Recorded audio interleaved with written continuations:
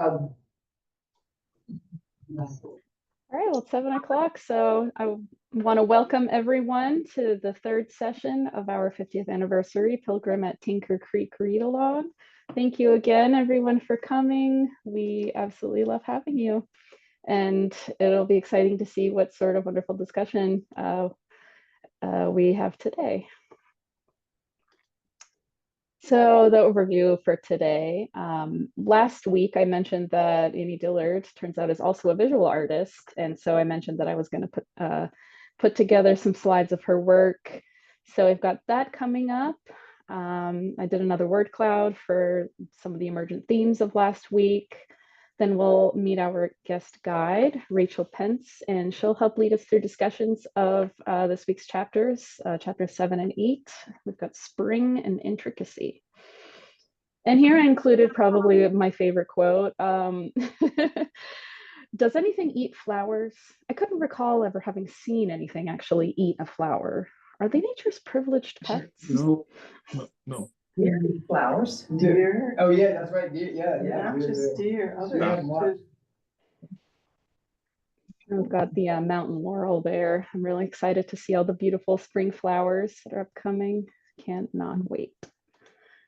So yeah, here I've got some of Annie Dillard's, looks like drawings, got pen, pencil, and I think it's, I'm not sure what it's called, but it's like one of those scratch boards, you know, where it's black and then you can etch your design onto it. So yeah, this is a really faithful representation of herself. I think she's very, very good. And right over here, this little tree pen drawing was what made me wonder if she had also did any drawing or painting, because I took this photo from my copy of Tinker Creek, and somewhere in one of the early chapters, she mentions drawing, you know, somewhere in a notebook. And I was like, oh, I wonder if this is her art. And in the publication info page where they have, you know, ISBN and edition year and stuff, it does credit her as that being hers. And next we also have her paintings, which I did not realize what a prolific painter she is, but I found in an article that interviewed her. She says, I always painted between writing books. It takes years to get the idea for a book, which completely makes sense. And considering so much of what we've seen in Pilgrim is her discussing seeing and observation, it completely makes sense that she would be painting all sorts of things. I picked out some of her landscapes since it felt fairly, you know, topical for all the natural you know, landscapes of Pilgrim. And I noticed upon looking at her style, and particularly these landscapes, I'd love to hear, you know, anybody else's impression of her work. Feel free to chime in or add to the chat. But it does call to mind the early chapter. I think is it in chapter 1 or 2 where she discusses seeing the individuals that received the cataract surgery and then saw color for the first time and described it as like blocks and shapes of light and color. The sort of impressionistic way that she reduces things, particularly here in like red shed, really does remind me of that. So I thought that was quite interesting. Yeah, so if anybody else wants to chime in on their thoughts, please feel free. Where did you get her artwork? I kind of poked around the internet. Some were from her website, some were from various galleries that I guess have shown her work, and still had, I don't know if maybe they're currently showing her work or it was like an archive. But yeah, I found it in a bunch of different places. Unfortunately, I couldn't find the years for any of them, but these are the titles that I have listed below. I'm wondering if Hollins has any of her work.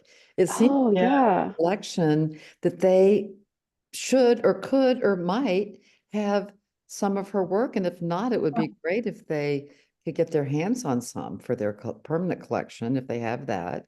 That's a great thought. I hadn't even thought to reach out. I absolutely should have done I that. wouldn't have You're right. either until you showed all this. And I was like, wow, maybe Hollins has something. Yeah, it's a really good idea.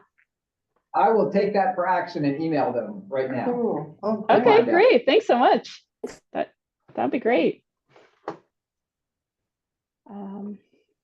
Yeah, so we can, Yeah. well, we can keep going if anybody else wants to chime in. I said it'd be nice if the Tallman had something of hers too. Mm. Yeah, I particularly like this one, the October. Really beautiful know. colors. Very I know that vibrant. caught my eye, yeah.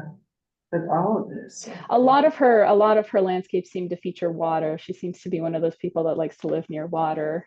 All right. So here I put together a word cloud from last week. These are from my notes.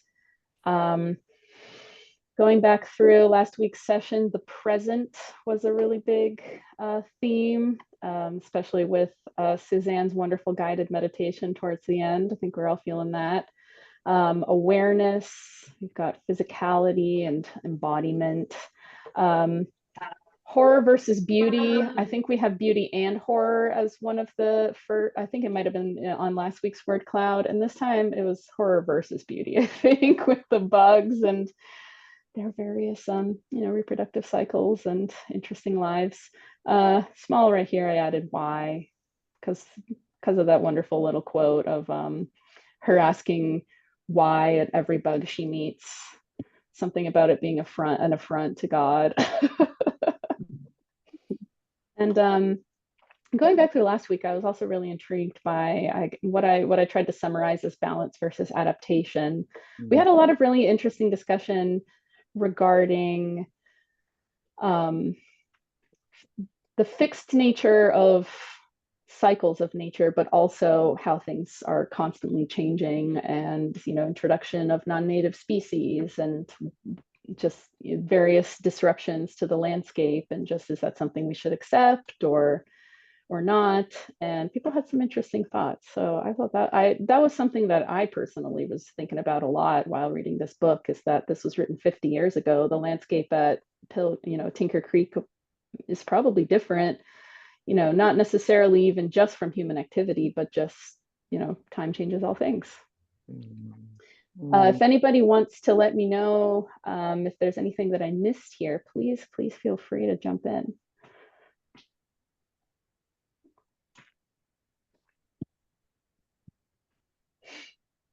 Okay, well then we can keep moving on. All right, today I would like to introduce Rachel Pence. She's in the downtown in-person meeting. Rachel, you want to come say hi? I think it'll move to you, the camera will move to you. Oh, hello. Pick me up. Hello. Oh no, for some reason it's not wanting to find me. Oh no. Hello, hello. I'm shouting at the owl.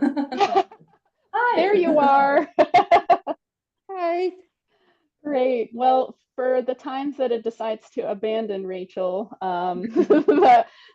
we've got this wonderful little picture here of her doing some field work.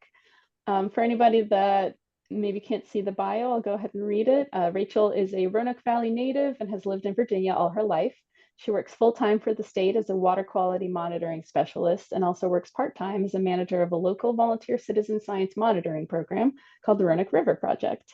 She has a huge passion for aquatic insects, and like Annie Dillard, has fallen in love with the secret life of streams. Rachel, before we get started, I'd really love to know how you got into this work.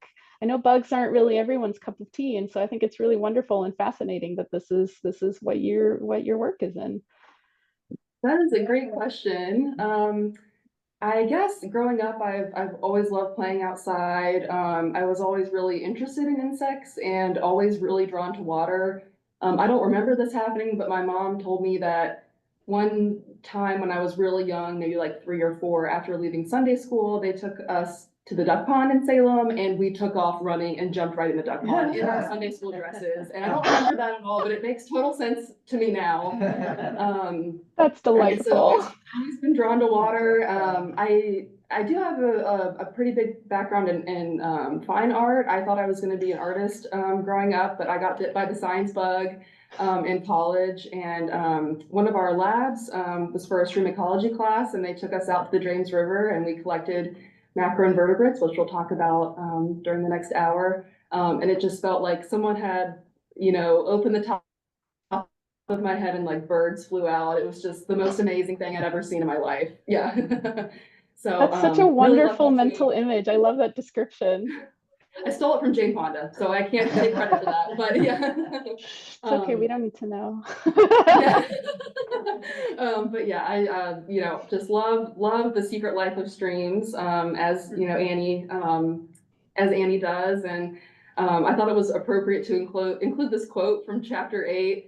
I've often noticed that these things which obsess me neither bother nor impress other people even slightly. So I could not relate to her more. I'm really to bother anybody. I'm just trying to change your life. Like I don't want to bother you, disturb you in any way whatsoever.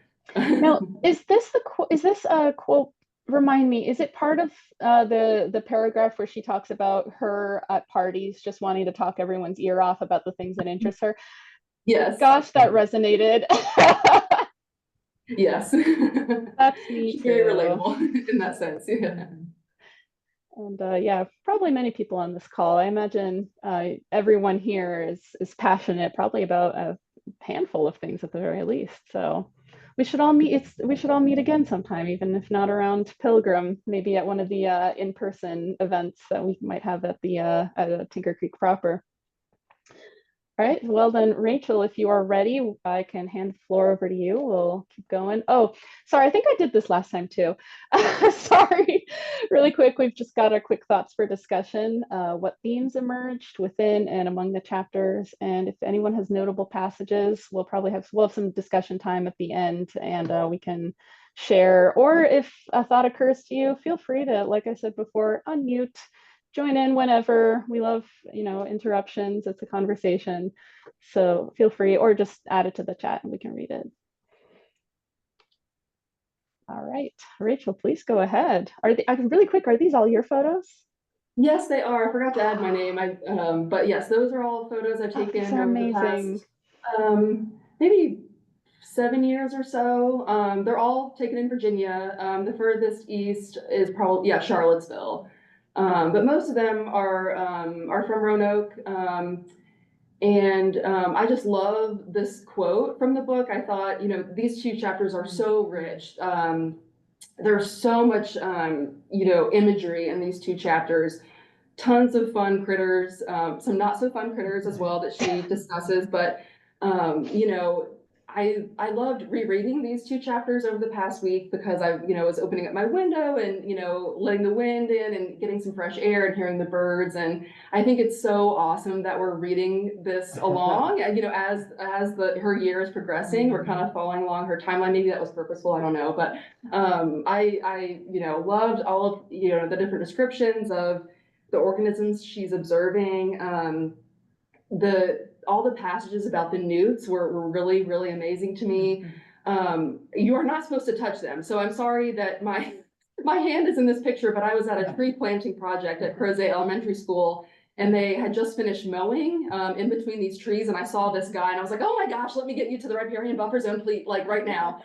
So apparently you're not supposed to touch them in this terrestrial stage, but I was, just really desperate to get him to a more safer, location. But I have little descriptions here at the bottom for all the organisms here. I tried to include as many organisms into the talk, and I brought some in person as well, as many that she mentions in the book. The top left one is, of course, the giant water bug, or the toe biter is another common name for it, which I'm so glad that she did not mention that in the book, because I think people might be too afraid to get in Tinker Creek barefooted ever again. But they have a ferocious bite, and a very, very large pinching piercer that will really hurt a lot. And then to the right of that is she calls it the African Hercules beetle, but there's no such thing. It's just the Hercules beetle. And that one was found deceased in the Roanoke Stormwater parking lot. So that's something I do want to mention, is that all of these, I try to take photos in situ. I do have a lot of specimens here in person for educational purposes. I do have terrestrial insects as well, but they have been either, found deceased. They have not been, I don't want to disturb anybody. They were collected, best practices in mind. The Luna moth is in the middle there, which I don't believe she mentioned specifically. She mentions other type of moth that was in the previous chat from previous weeks. And then she mentions a lot of fish, but she just kind of generally refers to them as minnows. So that right there is a breeding male of the crescent shiner. They get these really beautiful, lovely pink and blue coloration during the spawning season, and these kind of crescent scales to their shape, the crescent looking shapes to their scales. We've talked about the newt at the bottom.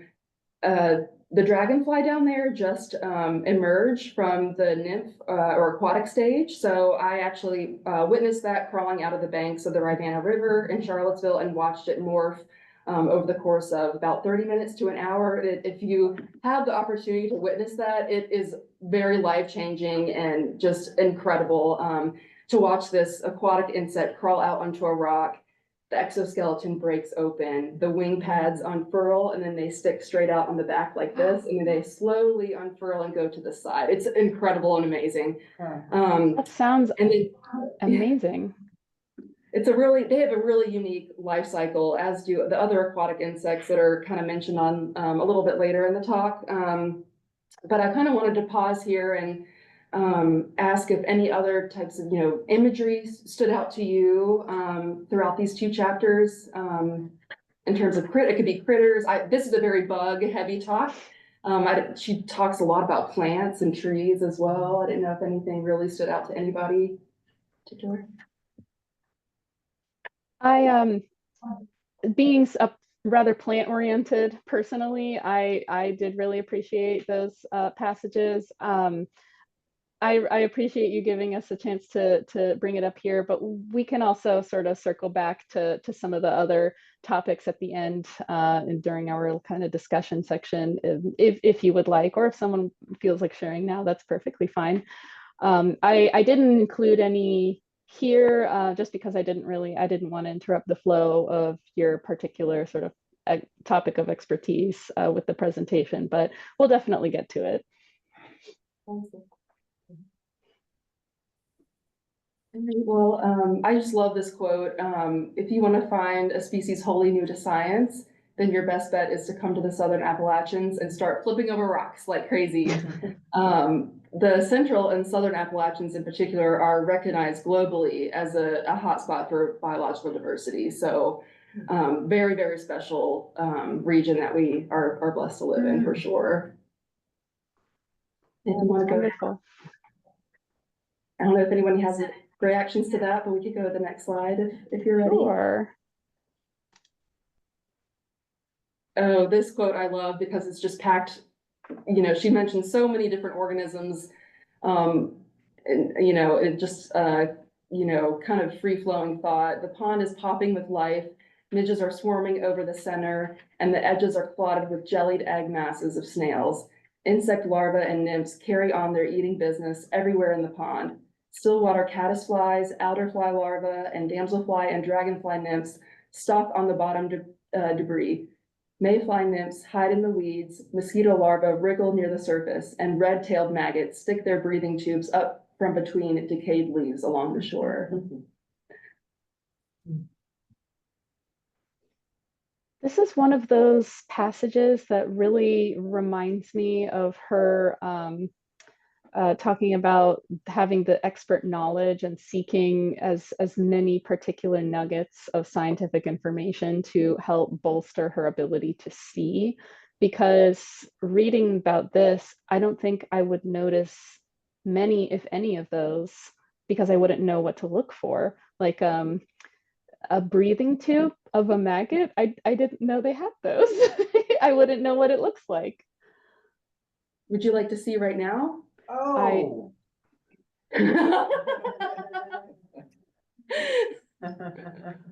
I do have some, so she calls them red-tailed maggots, which I've never heard of them being referred to as such, but unfortunately the common name is rat-tailed maggots. And they turn into hoverflies as an adult, so they go through quite the change in their life, and they do in the larval stage resemble a rat with their long breathing tube, which is referred to as a siphon that they use to get their oxygen. So we were passing around a vial of 2 rat-tailed maggots right now, and one of them is more cream in color, but the other one is very red. So I'm now understanding why she called it the red-tailed maggot. But just like you said, Natalia, as we go on these slides, these organisms look huge. The pictures I show, they look deceptively large, but they are very, very tiny organisms that she's observing. And I just think the detail that what she's describing them in is just so amazing, and amazing that she was able to see such small organisms. I was reminded. Can you see it? Hold on. I wonder, since I'm sharing my screen, I wonder if I can pop into Google. You saw it was a rat-tailed. Rat-tailed maggot. Yes, I did not include. Oh, here we go. Is that this guy? So sorry. Sorry, Wow. everybody. Yep, Is that the breathing tube? that's the breathing tube. Yes. All right. Ooh. There we That's quite go. a tube. See, I Looks wouldn't like a know. potato. Yes, And how big exactly. would you say that they Rat-tailed are? maggot. Ooh. I'd like to make a comment about this passage, if I might. Oh, please. Yeah, so I really didn't know much about midges and caddisflies and larvae. And my grandson, who's now 16, has been fly fishing for probably the last 3 years and has become very, very adept at that. And so what I learned from him and from another friend in Charlottesville, and this just brings it back so familiarly, is that that's what fly fishermen do, and that's how they tie flies with these hatches. So these hatches, do they come at different times, Rachel? Are they hatching? It depends on the species, but some of the hatches are synchronous. For example, the mayflies, they tend to emerge in late spring, and in certain parts of the country, the swarms have shown up on Doppler radar. Wow. So it's such a fly fisherman thing, right? To be tuned into the hatches and know about all of this. And so it's all new to me. And then I love having this familiar with you and with this passage. I'm just learning more and more. And now it's feeling more familiar than unfamiliar. There's a whole world down there, and my goal is to introduce you to the beauty of these insects, how horrible they might be.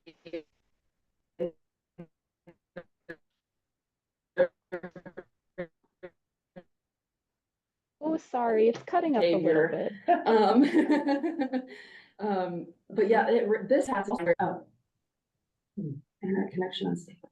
Oh, everybody hold your breath, maybe it'll go away. Can you hear us now? Yes. Sorry. Okay. At least those of us via Zoom, the last thing we could hear was the beauty of the creatures, despite how horrible they can be a little bit sometimes. Right. Yes. And this passage, I was going to say, reminds me of, I forget specifically what chapter, maybe chapter 6, that she talks about how she was unable to see the case-making caddisflies until a child had to go and point them out to her. Mhm. And I do have examples of those as well. I have photos as well, but I'm dying to know which specific type of caddisfly she's referring to, because there are some that make them out of, well, the cases out of little bits of sand. And they use silk. They have salivary glands that run down the course of their body, and that's how they are binding these different vegetation or materials to a case that they then use as a retreat. That's so amazing. Thank you so much for sharing all of these facts. Like it's really wonderful to have, I don't know, the knowledge of what we've already read expanded upon, because at least, like I said, personally, I don't really have much of a context for it. So it really does broaden our ability to understand the book. Should I move on to the next slide? Yes, that'd be great. Sure. Are these the ones that you mentioned earlier? Yeah, so I love this illustration. this is, appears on a cover of, what I call the Bug Bible. It's called A Guide to Common Freshwater Invertebrates of North America. It was written by a professor at Virginia Tech, and all of those organisms that she just described are called benthic macroinvertebrates, which is kind of a mouthful. But benthic just means bottom dwelling. Macro means they're large enough to be seen with the naked eye. You might want the aid of a microscope to identify it down to the certain taxonomic level you'd like to, but you can at least observe them and see them moving with your naked eye.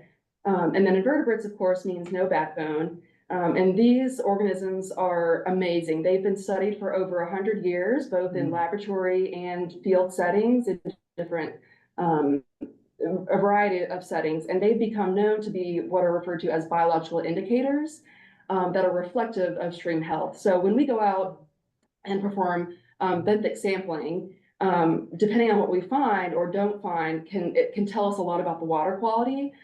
They've actually been assigned different pollution tolerance values on a scale of 0 to 10, with 0 being really, really sensitive organisms that need a specific stream temperature. They need low sediment loadings and so forth. And then 10 would be the higher scale. Probably the rat-tailed maggot would be ascribed a 10. They're pretty tough. And these organisms are very responsive to changes in water quality as well. And they're really great to study because they're found in every type of aquatic environment all over the world. They're very, very widespread. They exist in very high numbers. For example, in 1 square foot of stream bottom, there could be anywhere from 100 organisms to thousands of insects in 1 square foot, which is amazing to think about. And they exist in very, very high numbers, and their mobility is a little bit limited, also making them great organisms to study. On average, they'll spend about a year to about 3 years in the stream after they hatch from eggs, growing, developing, shedding their exoskeleton if they have one, growing wean pads on their back to prepare for adult flight. And then they'll turn into terrestrial adults and then carry out the rest of their life cycle. Some insects are longer lived. For example, certain dragonflies, certain species can live up to 7 years in the aquatic environment, which is wild to think about. A 7-year-old insect camping out in Tinker Creek. But I love the thought of that, and that's really amazing. So that, and they're kind of stable in their environment. So whereas, fish theoretically can avoid certain stressors, bugs are more locked into those riffles. So they're really, really powerful organisms to study. Well, they're so tiny, it would seem like you'd have to have a magnifying glass to even find them. So I don't know when the magnifying glass was invented, but when did scientists start identifying and working with all these tiny little organisms? Starting in the 1920s, Oh, they okay. really started to study them, and that's when they really became recognized as, oh, these are potentially environmental indicators for water quality. Wow. So I just wanted to give a little background slide on some of the critters that she is describing. Yeah, no, this is wonderful. Thank you. If you don't mind me asking really quick, 1 to 3 years sounds like longer than I would expect a bug, particularly such a small bug, to even live. How normal is that in the, I guess, grander sphere of insects? That is a great question, because I'm interested in terrestrial bugs, but aquatic organisms or insects are my jam. So I honestly, I know that some adult, once they shift from the pupal stage to adult stage, like the Luna moth, for example, I think they only live 2 or 3 days at max. So they exist mostly as larvae. Right. Okay, interesting. Fascinating. Aquatic maybe live longer, do you think? Because I'm not sure about terrestrial versus aquatic. I know that for example, the mayflies and the stoneflies, for example, they have a very unique life cycle where they do not have a pupal phase whatsoever. That's why they're called nymphs. And like the dragonflies in their immature phase is because they do not have a pupation stage whatsoever. They morph directly into the adult, which is, and some of the oldest insects on the planet are believed to have had that same life cycle. But we don't, if you think about the land insects, and I don't know that much about them, but you think about the land insects, like the cicada, it's in the ground for 17 years. And so for an insect to be in the water for 3 years really is not a big deal compared to some of the other ones. So I'm sure that, that the water's probably a very stable environment for them. Anyway. That's a great point. I had completely forgot about her cicada passages and descriptions. Yes. Yeah. And how long lived they are. Yes. I think on the next couple of slides, I have examples about some specific orders. Yes, mayflies. So she does mention the mayflies. And they are a very, very sensitive taxa. They have very beautiful gills that are attached to the abdomen there. Sometimes they're circle or oval shaped, sometimes they're forked or pronged, and you can see them billow in the water when you capture them and put them in ice cube trays and sort them. So a photo of the adult is on the right, and the mayflies typically spend about a year in the stream, and then as adults they do not have feeding mouth parts. They don't eat at all. Their one goal is to reproduce, and that's it. They live for about 24 hours as adults. Wow, I'm a big fan of this bad boy. He looks like an alien. Yes. Yes. That's the armored mayfly. Yes, Armored they're really, really mayfly. cool. That's They a prefer good name for him. sandier segments of streams. Sandier, they're able to burrow into softer sediments. As is the guy on the far left with the black background. This was taken by a former artist in residence, Christine Carr, who worked with the Roanoke River Project. She went out with me and observed the organisms, scanned them at home, and then created really cool postcards, and also did some really cool video footage of local streams as well. So that was some of her work that I wanted to highlight as well. She also fell in love with The Secret Life of Streams. So. Wow, well, then, I think a few more of us are going to fall in love with it during and after this book and your presentation, because this is so fascinating. Good, I hope so. I think the next slide are some examples of case-making caddisflies. Ooh. And so these two they do show up in the watershed. The one in the middle is using little pieces of vegetation that they're then using silk as a binder, and they're laying it in very, very careful rows, and they're building their case using that silk and vegetation they find in the stream. And they're kind of using that as a fixed retreat. So they use these retreats to hide out from predators. They also, they have these humps attached to their body that they can use to they do like an undulation movement to kind of create an artificial flow to get DO over their gills, which is really fascinating as well. They also use it to help trap and collect fine organic material from the stream bed that they feed on. The far right is a video. I don't know if it will play. We'll but try it. Yeah, it's me holding. Oh, there it is. Just so you can see how they move in the actual case. This one is a case maker that built a case out of various twigs and sticks. Really? Yes. So that's It's it. a case Moving. for it to live in. Yes. And so oh, sorry. How many times have we seen these or overlooked them? Yeah. Right? They're good Right. camouflage. Or I'll play it again just because that was so interesting. The actual bug itself, is it maybe, what is this, maybe like 1/3 of an inch?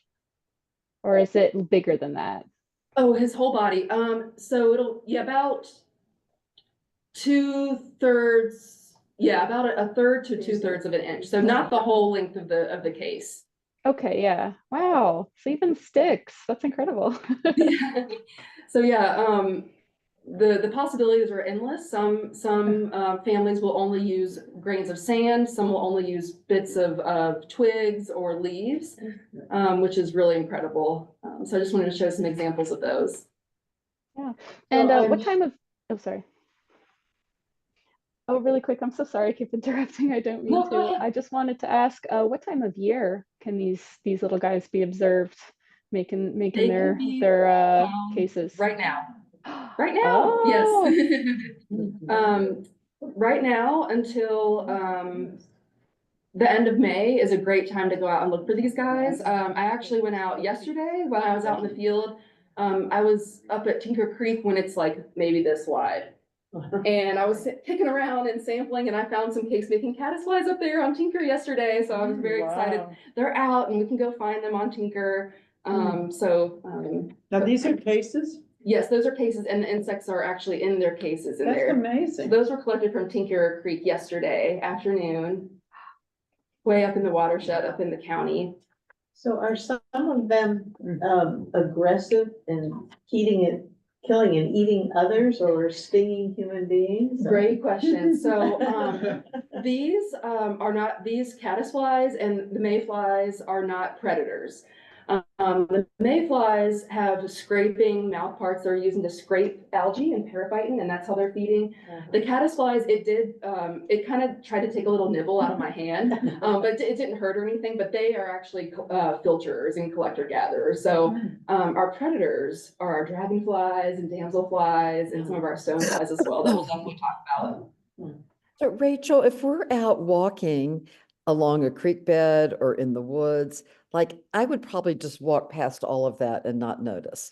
Like, how do we kind of target and identify and slow down enough that I might even have an opportunity to see these cases? Great question. So it has a lot, so these organisms, the biggest two things that drive their presence or absence are water quality and habitat. So when we go out and sample, we try to target riffle areas of streams, and these are where there's lots of oxygen. You have irregular sizes of cobble to where the water is breaking the surface, causing those white caps. All of these organisms are going to be rich in those riffle areas.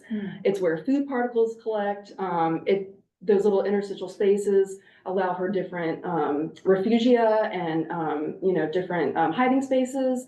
And it's where a lot of DO is generated. So those are the zones you want to look for. And I recommend getting, some rain boots and just start, you can take a little aquarium fish net if you want. It doesn't have to be anything really fancy. You can take an ice cube tray and just start flipping over rocks and see what you find.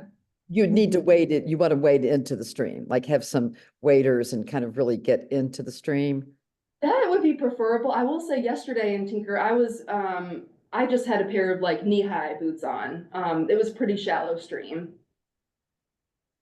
Okay, thank you. Yeah.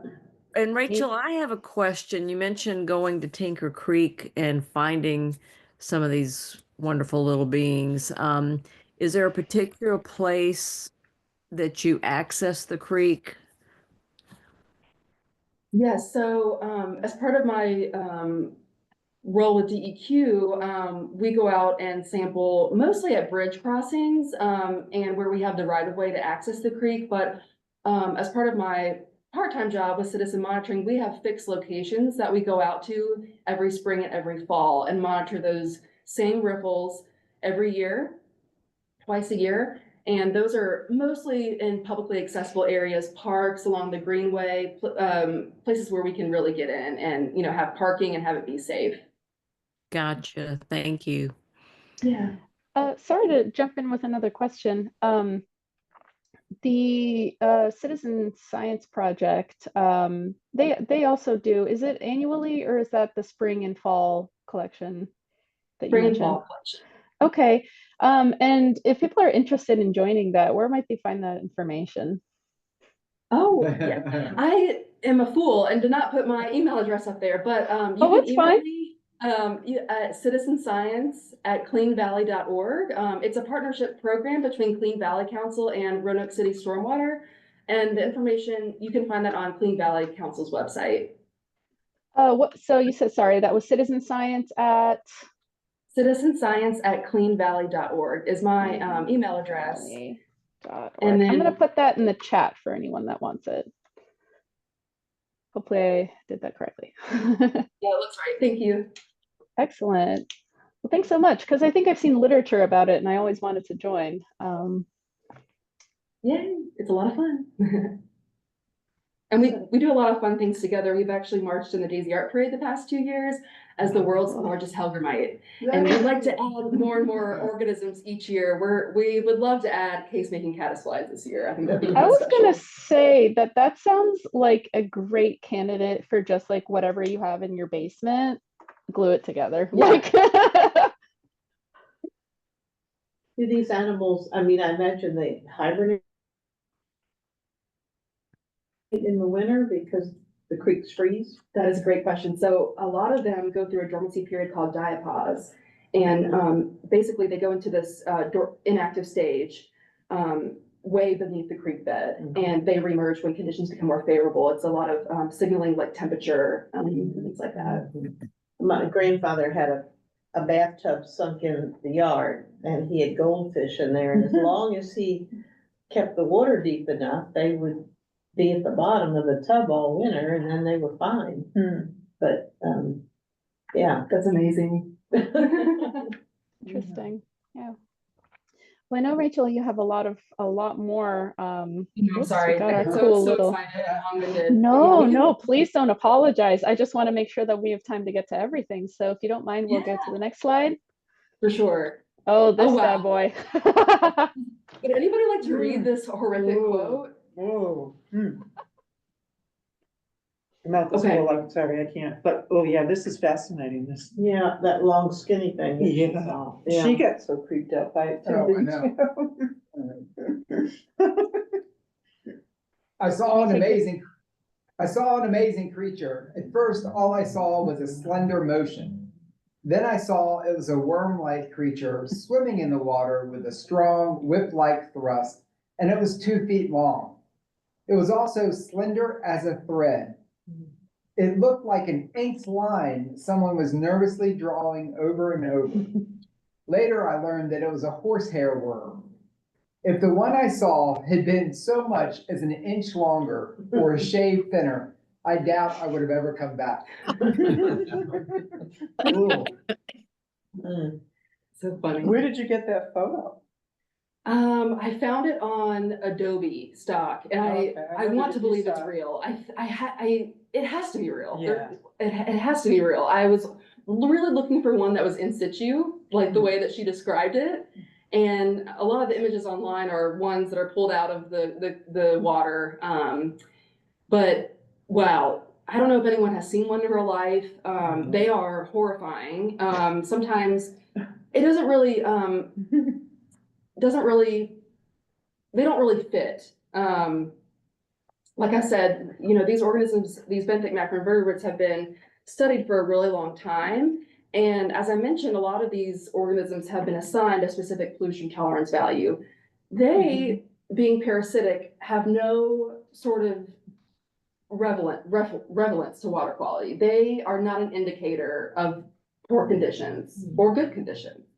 They are just there, and they do not fit into our Virginia Stream Condition Index. There's no place. there's no place for them whatsoever. And I think that is funny. And I think Annie, gets that sense too. This something does not belong here. Yeah. I do not have one preserved. They don't preserve very well. I left mine behind in Charlottesville for the group I was working with there, so they have it.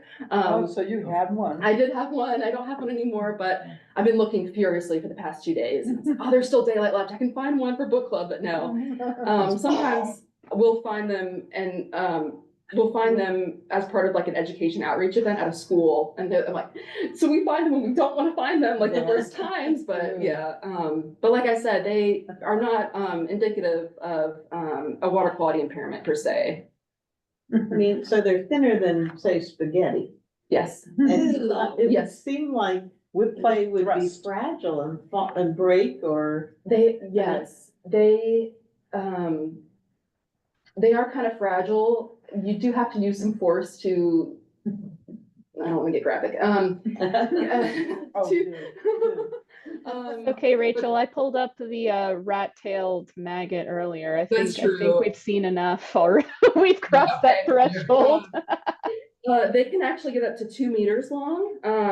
Wow. And then I also pulled out this book, which has a really horrific description. If I can find it. The worms occur in suitable habitats wherever appropriate hosts are found, from the tropics to cold latitudes and to altitudes above timberline in mountainous areas. And then it goes on to say, besides small puddles, habitats can also include artificial water bodies, such as swimming pools, stock tanks, watering bowls for pets, and drainage ditches. Ooh. Specimens have been observed in washing machines and toilets, Oh. sometimes causing great consternation for the discoverer. How do they get to those places? How do they get anywhere? I'm pretty sure that Dillard herself wonders about that. Oh, that's Sorry. magnified, huh? Wow. They have a really, yes, Dillard also wondered that as well. They have a really, really crazy life cycle, where they, as the larval stage, will inhabit a host.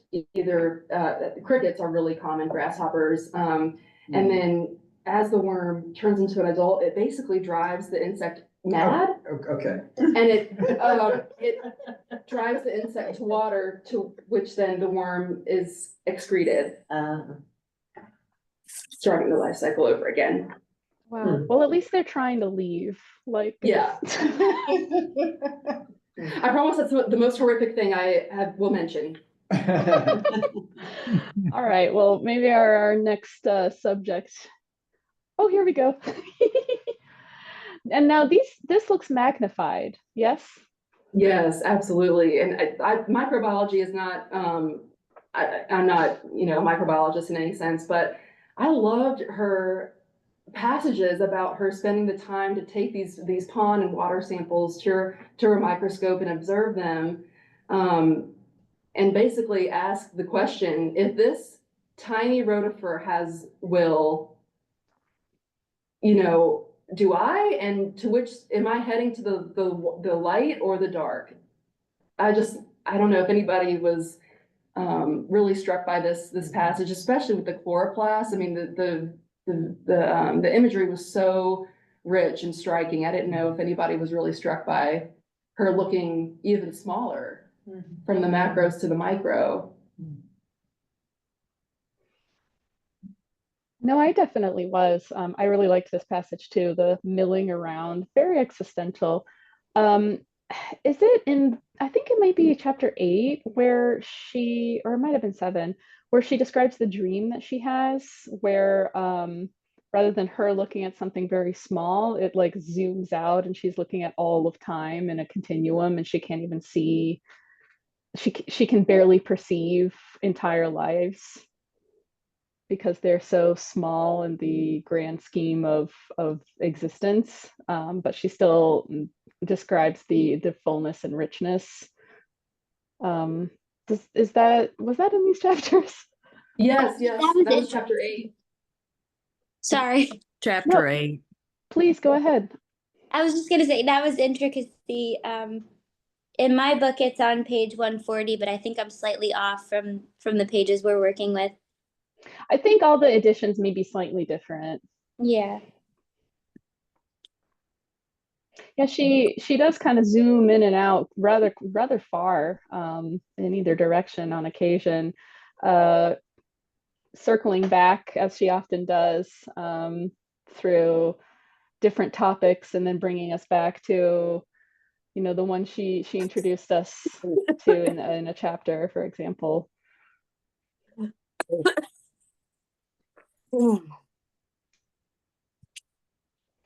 If anybody else has thoughts, please chime in. If not, we can keep going. All right. Would anyone like to read this quote?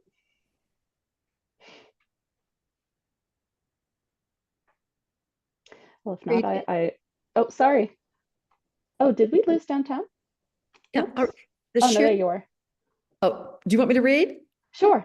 Okay. The sheer fringe and network of detail assumes primary importance. That there are so many details seems to be the most important invisible fact about the creation. If you can't see the forest for the trees, then look at the trees. When you've looked at enough trees, you've seen a forest. You've got it. I love that message. I just, yeah, it flips it around, doesn't it? If you can't see the forest for the trees, then just look at the trees, and there's the forest. And right before that, I had underlined another quote she mentioned. The average size of all living animals, including humans, is almost that of a housefly. There must be a lot of small animals out there to make that true. Those macroinvertebrates.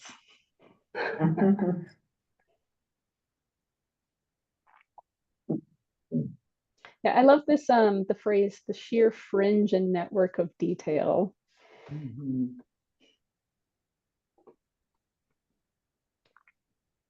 And 6 million leaves on a big elm. That's amazing. Yeah. Oh yeah, I had that passage highlighted as well. That was really, really amazing. I also liked, I think it was the paragraph right below it where hold on, I know I have it here.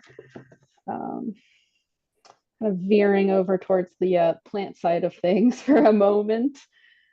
Let me see here. John Cowper Powys said, "We have no reason for denying to the world of plants a certain slow, dim, vague, large, leisurely semi-consciousness." He may not be right, but I like his adjectives. The patch of bluets in the grass may not belong on brains, but it might be, at least in a very small way, awake. And I think just after that, I didn't include it because I didn't quite want to offend, but something like she says, "I think the real thinkers and moralists end up in botany," or something like that. And I was like, well, we don't have a botanist today, so I'm not going to read that one as one of my main ones, but it does kind of remind me, Rachel, of what you said towards the beginning when I asked you how you got into this work, that you wanted to be an artist or initially, and then you veered into the, biology, but they're really not so different. I mean, artists like myself, for example, we're always looking at nature. Dillard. So true. Well, and that section went on and on and on and on, and I didn't take notes on all of it, but I love what you said at the end. You are evolution. You have only begun to make trees. You are God. Are you tired? Finished? I love that. Yeah. Yeah, that whole series of second person Yeah. addresses are just lovely.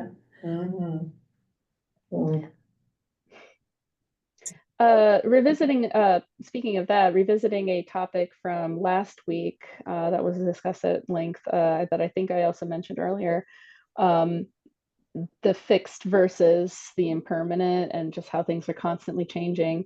I can't remember the name of the book or the author, but a few years ago I read a really interesting book about what she termed the Anthropocene. I think that term is kind of caught on now, but just how like we're living in the age of man and just things are going to change alongside that, whether anyone wants it to specifically or not. We're already there. So this sort of this, there are many sad things about it, but also nature is adaptive. And so, sorry, I lost my train of thought for a moment. Yeah, like, God, are you tired yet? Well, God, whatever, if you imagine God as nature, or at least nature as some part of God, God's still working on it. At least that was a thought that occurred.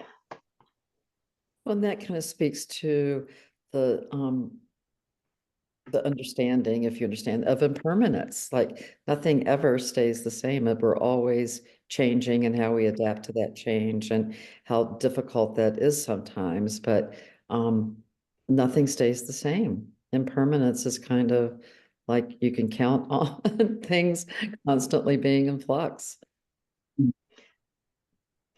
And she does meditate on that many, many times, just even looking at the creek itself, and that she can only see when she tries not to see. So yeah, forest for the trees. Yeah. Okay, well, moving on. Oh, we've got some more fun pictures. I had to show the dragonfly's terrible lip and shows some crazy jaws because they certainly are terrifying. That video, definitely don't need to play it. I think it's about 4 or 5 minutes long, but if it's sent around later, I definitely encourage y'all to check it out. The jaw that reaches out and latches onto the prey is really something else. Oh, why not? Let's see it now. They are very opportunistic feeders. They're not picky at all. They'll eat worms, they'll eat other aquatic insects, they will eat each other. And just like Annie says, and it is true, they do, some of them will eat small minnows, small fish. Wow. Wow. I copied the link into the chat if anybody wants to open it up to view it later. But we can take a quick look. Let's see what we've got. No. Might have to fast forward a little bit through it to get to the lore. All right, we've got some pretty dragonflies. Oh, those are some funky. Right. Should I keep going until I see oh, hold on. Oh yeah, there we go.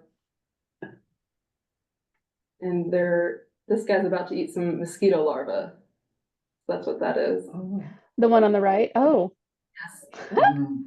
And they're gonna slow it down for you, I think.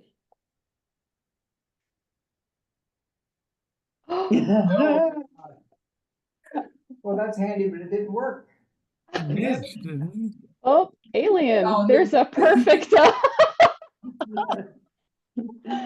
perfect segue. That's so funny. Wow, so it's like a shovel, like a scoop. Yeah, like a scoop or a shovel. Yeah. Some of the keys refer to them as spoons too, which I think is kind of funny. Yeah.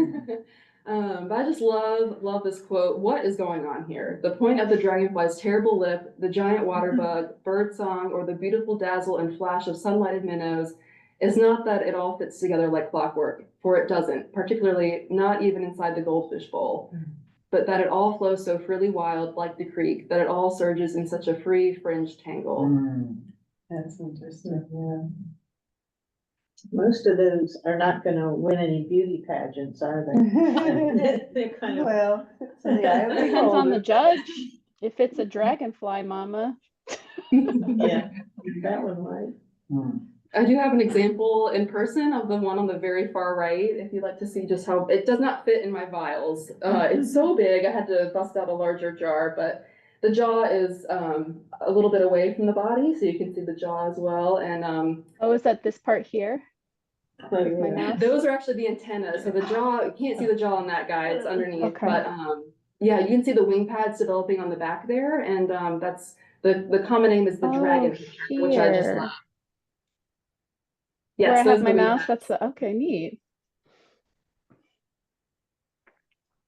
Do you remember what first made you interested in these No. animals? Oh, there's, I think you said you were pretty young. when you- Young, and I used to collect like frogs and caterpillars in my backyard all the time. Uh-huh. But then going into a lab, like going out in the field for a lab and seeing them. It's pretty. It's interesting what we get caught on in life, that really catches our interest and our imagination. Absolutely.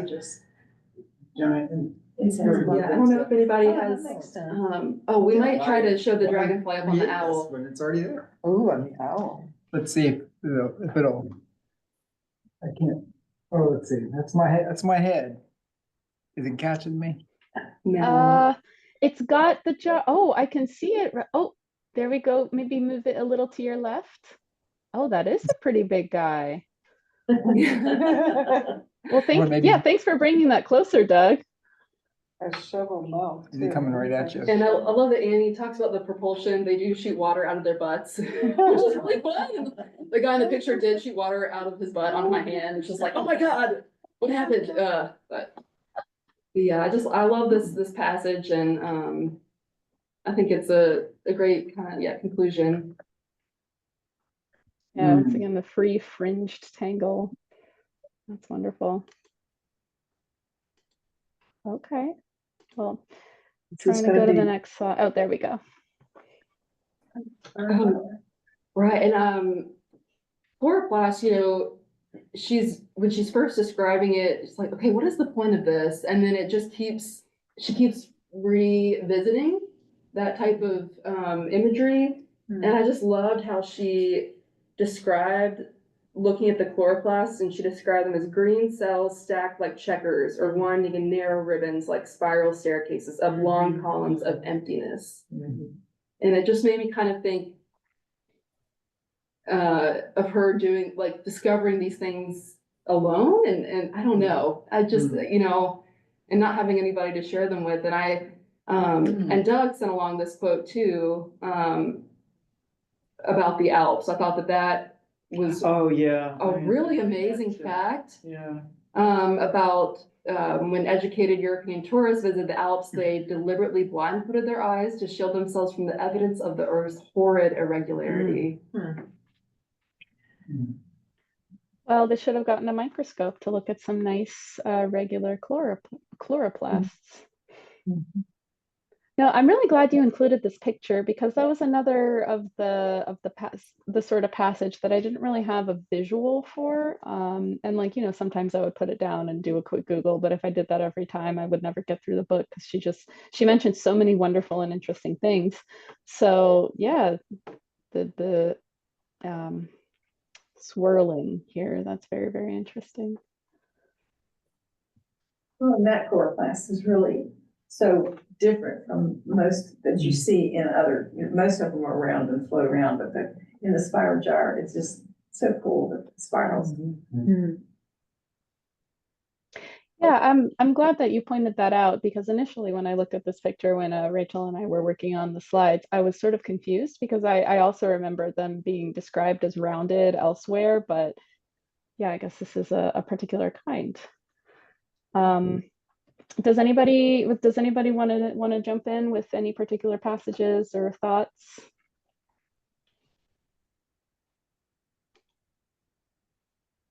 No pressure, just wanted to give everyone an opportunity.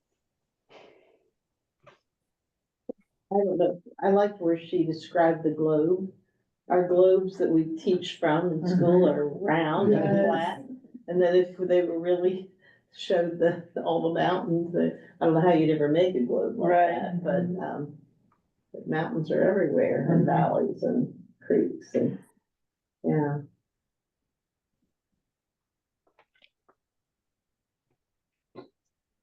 I have a question. In the beginning of chapter, I think it was 7, where she's talking about the salamanders and how this area is a metropolis for salamanders. Would you say that's still true, or has that changed in the last few decades? I probably can't answer that. I'm no salamander expert, amphibian expert, but I would say it likely has declined. We're still #1. No, that's good. Well, the question came up last week. Someone brought it up, you know, reading about these little beings and wondering how what she's observing, if some of these little beings are still out there or if they have disappeared in the time frame. I know, I've never seen a hellbender in real life before, but my understanding is that, I mean, they're definitely on the decline. And they used to be found in Blacksburg, like not too far from Virginia Tech campus, and I don't think they're within miles of Blacksburg now. Wise County has a Wise, oh, good, Yeah. okay, that's Yeah. great news. Yeah, there's Wally Wally down at UVA Wise studies a Great. biology professor down there. Yeah. And they have a Hellbender 5K that they run. Oh, that's awesome. Well, and you mentioned that beautiful horsehair worm was not necessarily an indicator of a healthier, poor environment. What sort of bugs or things that you study are an indicator of healthy environments? The mayflies, where I had kind of like a grid of the photos of the organisms that have the gills on the abdomen. Those are one of the most sensitive macroinvertebrates. And they are very, very sensitive. These are very sensitive as well, the case-making caddisflies. Okay. The big three are, we call it EPT, Ephemeroptera, Plecoptera, which I don't have a slide for, but they're the stoneflies, and the Trichoptera. The EPT are the big three that we want to see in our streams, and those are going to drive your stream condition index score up a lot. They're very, very sensitive taxa. They have very specific needs, and so we want to see a high abundance of those. Okay. And do you see a high abundance of those here locally?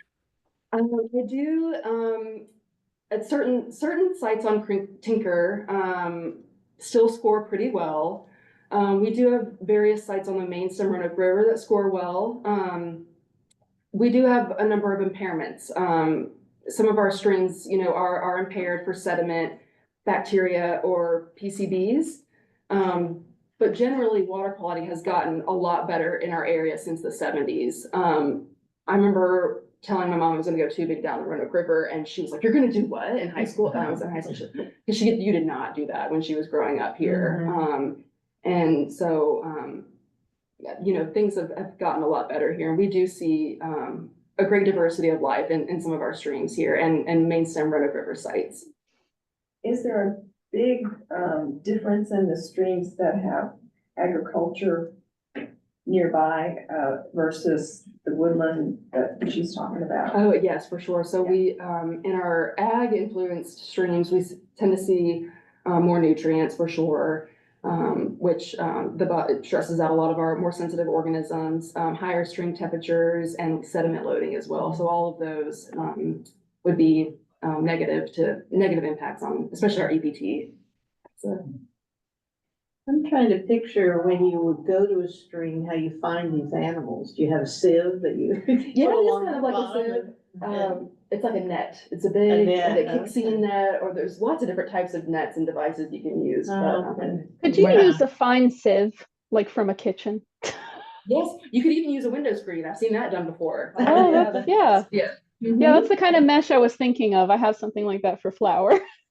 Yes, it doesn't need to be super high tech. I mean, we take spray bottles out there and ice cube trays, and that's part of our equipment. So, yeah.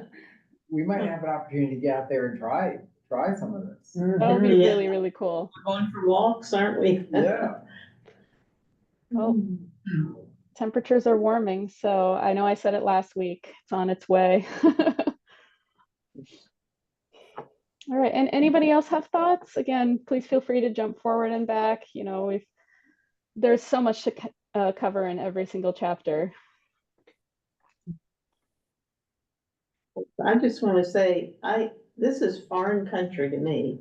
I mean, I'm just fascinated with all the things that are out there that I didn't know are in the streams, and yeah, it's not something we're taught much in school, or I know.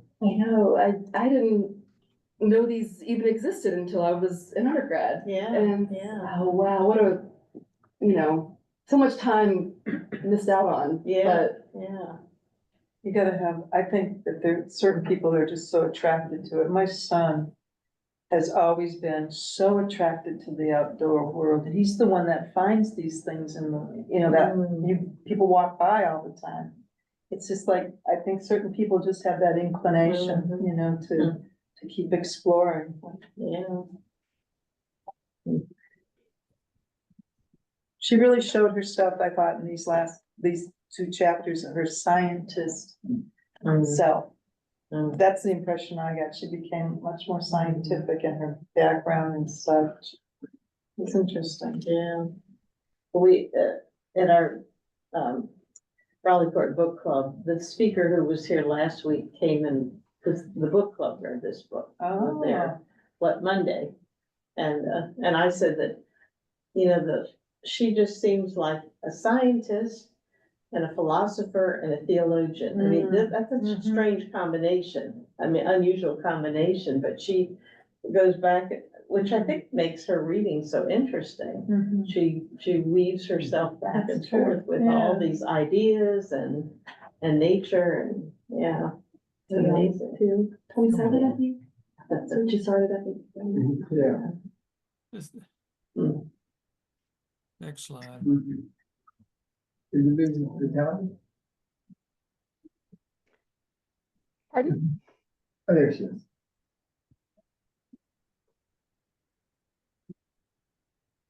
The one thought that I had as I read this, well, it's not, I shouldn't have said it that way.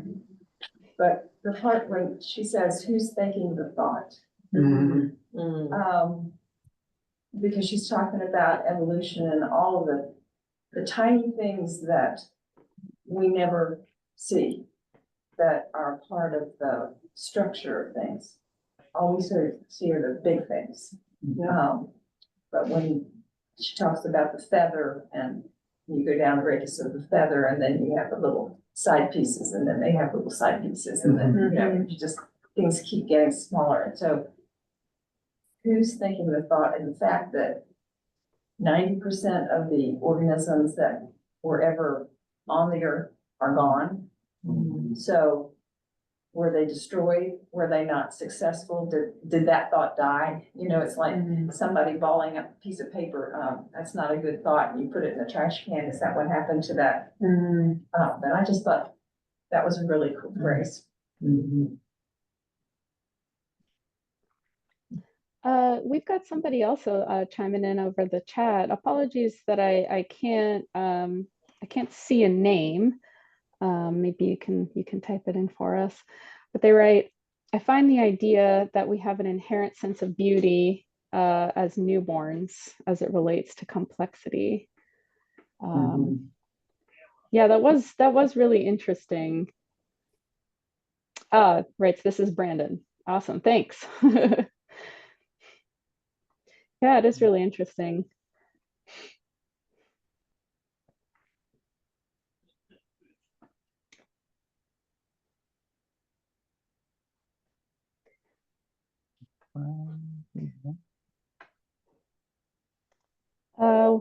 We don't have much else to discuss aside from our upcoming schedule. If anyone else has maybe one or two passages they'd like to share, please feel free. If not, I have one. I just want to say thank you so much to Rachel. This has been so artistic and scientific and informative and tied right into the book and Annie's work. And it just has got me super excited about getting onto the streams. And Rachel, you kind of taken us on a journey, and maybe we can actually see some of these aquatic insects. Yeah. That'd be so fun. Thank you, Suzanne. You are a very, very tough act to follow, and Tom as well. And you know, this is kind of a different format, something I was very nervous about. So thank you so much for your kind words. Oh, it's been wonderful. And I just love the slides and I love your enthusiasm. And I'm just going to give a shout out. I have a pond and a stream, and I think I'm going to reach out to you in the next couple of weeks and see if you'll come to my pond and stream and help me see what I have here. Yes. That would be so fun. So thank you. Yes, absolutely seconding. And we have multiple people popping off in the chat saying, thank you, Rachel. Agreed, Rachel, this is wonderful. Thanks for sharing your passion and your expertise. I'll see the water differently now. Great job. Yes, thank you again so much. This has just been amazing. Yay, hopefully we can all get together soon in person and on Tinker Creek. Yes, speaking of inspiration, you've inspired us to get that ball rolling, especially now with the warmer weather coming through. It's the taste of spring. Awesome. Well, we'll all definitely be in touch ASAP as soon as we have some more details about that. But yeah, I think we're all super jazzed to get out there, see what we can see. So for our next. Sorry? Yeah, there's no reason not to start thinking about some Saturdays or some times where we could get out, and Suzanne's willing, if she's in town sometime, to take us out on a little mindfulness walk along Tinker Creek, on that portion. And Rachel's game to get us out there and make us citizen scientists. Yeah. Let's do it. Yeah. So what are our chapters for next week? What are we? Oh, I'm pretty sure it's on my next slide. So really quick, our next Okay. meeting is going to be on the 18th. Once again, we'll be here, same link, Tuesdays at 7 p.m. And so our next chapters are going to be 9 through 11, somewhere around 147 to 206. It seems like a lot of us have a kind of 1 to 3 page difference potentially, but we're going to be talking about flood, fecundity, and stalking. We don't have a guest guide lined up yet for next week. If anybody's interested, just let us know. But if not, no pressure. Yeah, it's a great time to volunteer right now if somebody is game. I survived it. I promise we don't bite. We're not a giant water bug. But yeah, so we've got my and Doug's emails here. If anybody's interested, I think I recall we've gotten a few messages before, so I'll be following up on those as well. But yeah, any and all perspectives, and I know we've had a few people bring, their particular areas of expertise, but you could just be an enthusiastic reader and just have some passages you'd like to delve into deeply or particular themes, and we would love that. Just any ideas anyone has, just let us know. Sorry, I'm 2 minutes late. So I'll bid everybody a wonderful night. Thank you again so much for joining us. Once again, big round of applause and thank you to Rachel for everything that you've done today. Thank you. Thank you. Happy reading, everyone, and I'll see you in 2 weeks. Yay. Bye, all.